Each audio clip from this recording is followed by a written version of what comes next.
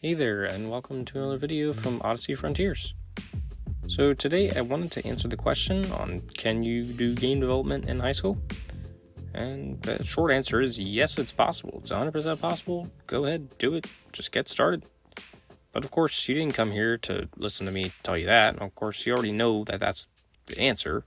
But what you want to know is my thoughts and other anecdotes and reasons and all that, and that's what I'm here to give you today. Before I get too far into things, I just wanted to let you know that my game development studio, Odyssey Frontiers, is currently working on a 3D parkour platformer called Neon Revolution, all about changing a lifeless, colorless world into a disco celebration. So be sure to check that out, as there's a free demo available in the link below.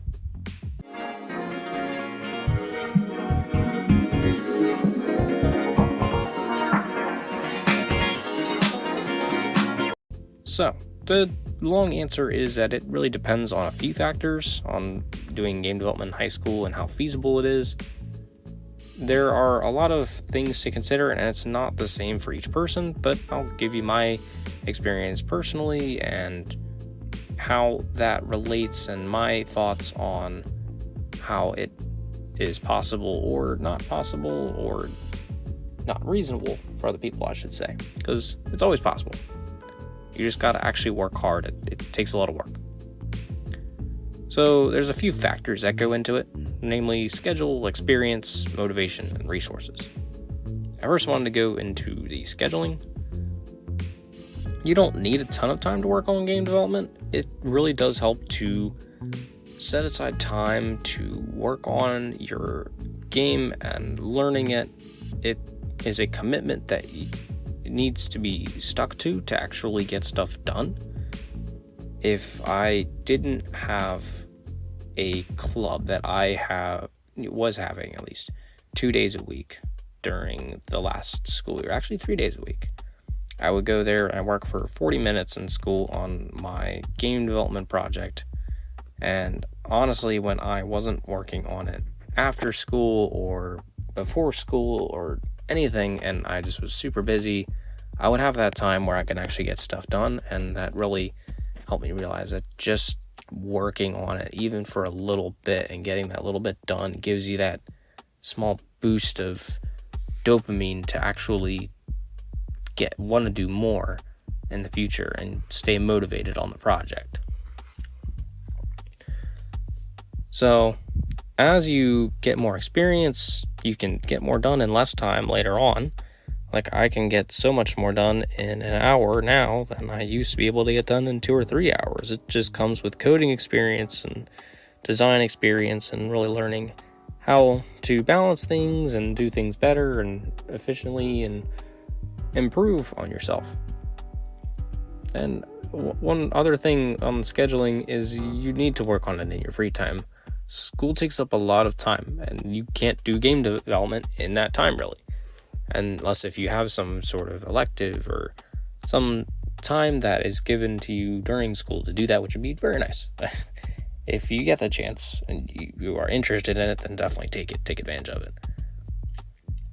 But you need to work on it in your free time when you're not at school, when you're not learning schoolwork, you're not doing homework, none of that. It's important to do all that. That's first priority when it comes to school, is passing your classes and all that, but definitely doing work on it in your free time. This can apply to college as well, although more difficult and less free time. But it's definitely possible in that realm.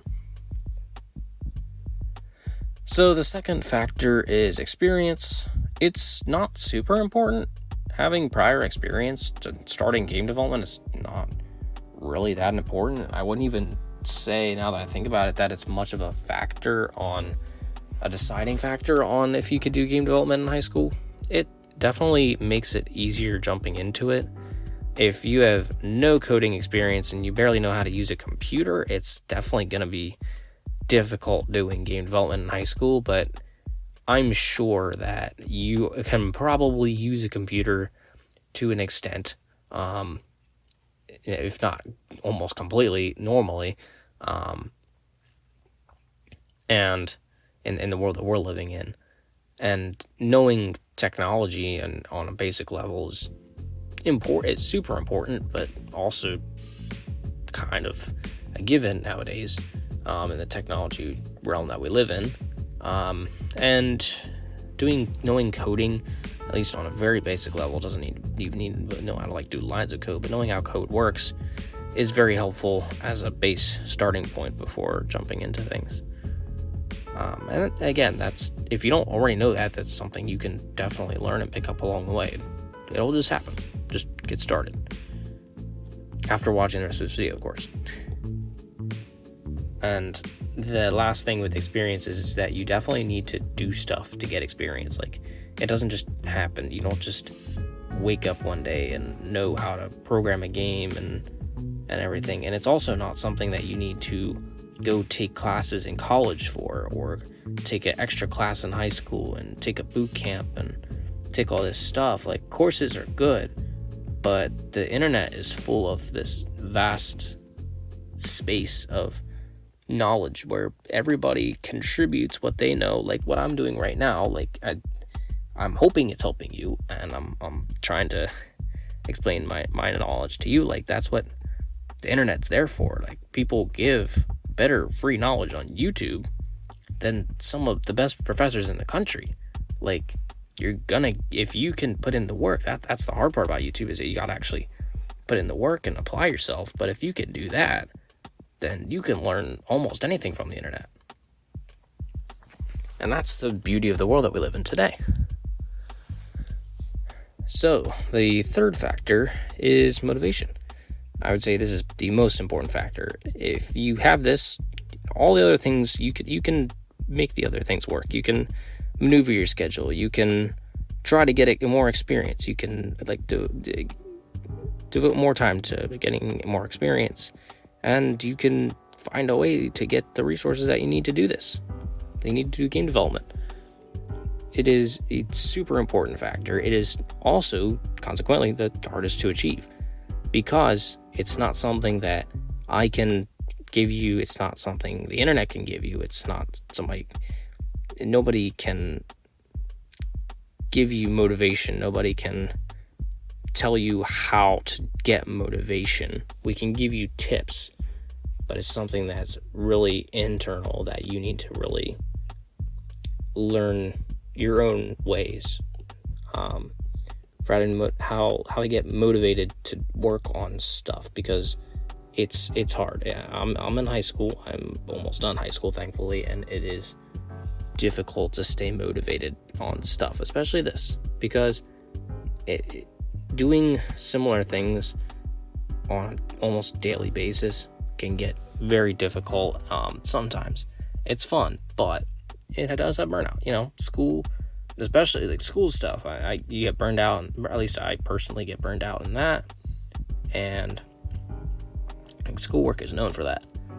It doesn't leave much mental capacity for much more when you're done your schoolwork, and that's what makes this motivation for game development even harder. But it's very possible. It's something you can definitely do. It doesn't need to be that often. It doesn't need to be every single day, every free moment you have that you're working on it, but it's helpful. It's definitely helpful. And the last thing I wanted to go over is resources. Now, this is probably one of the most straightforward factors that you can really affect to help your experience of making games in high school, if you choose to go about doing that.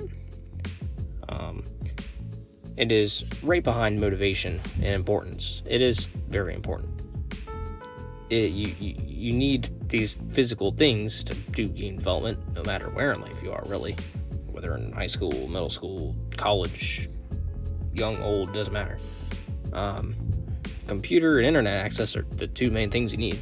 You need something functional to actually access the internet on, and you need some sort of internet provider to get access to the internet. Because the internet is where you'll get access to your software. It's where you get access to YouTube and all kinds of other great learning resources for game development, and if you're watching my video right now, you already have half of that down, probably both parts of that down, being a computer and internet access. The computer part is probably one of the harder parts because it's easy to get a hold of a computer, but it's hard to get a hold of a computer that has good enough specifications that can run certain software good enough, and actually without crashing and stuff. Like my software, the Unity software, is usually pretty straightforward, but you need a decent computer to do it and to run it. Now, I'm not saying go out and spend $1,000 on a computer, but you may need to look into it. But that's really if you decide to go with certain specific game engines. And honestly, to be honest with you, there's much easier ways to get started online with any computer, really, even a tablet or an iPad or something. And I'm going to go into that in another video here about how you can start game development from nothing.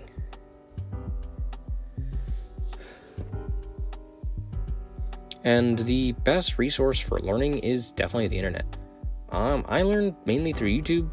I watched a 2-hour tutorial that took me, I think, around 10 hours to get through in total to basically make a game from start to finish in Unity. And going into it, I had no idea how to do anything in Unity. So it was definitely a big step, and one that I'm very glad that my teacher had brought to me and had me do.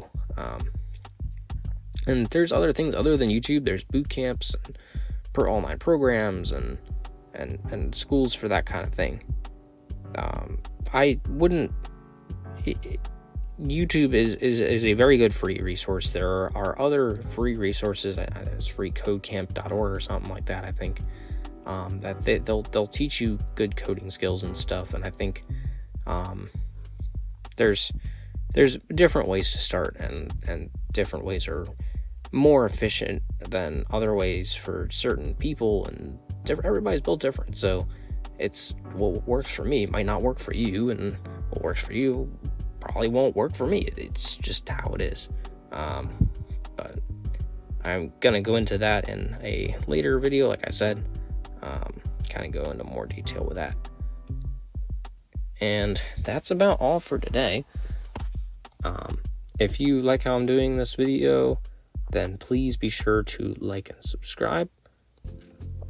And also leave a comment down below if you found something that you want to add to this video, like some insight that you gained or that you thought about that was inspired by this video. If there's something that you think I should do differently, if there's something that you really like how I did, if there's other video ideas that you have, I'd love to hear them. Please put them in the comments below. I have a pretty short list right now, so kind of need a new video ideas. So that's all for today. Thanks for watching.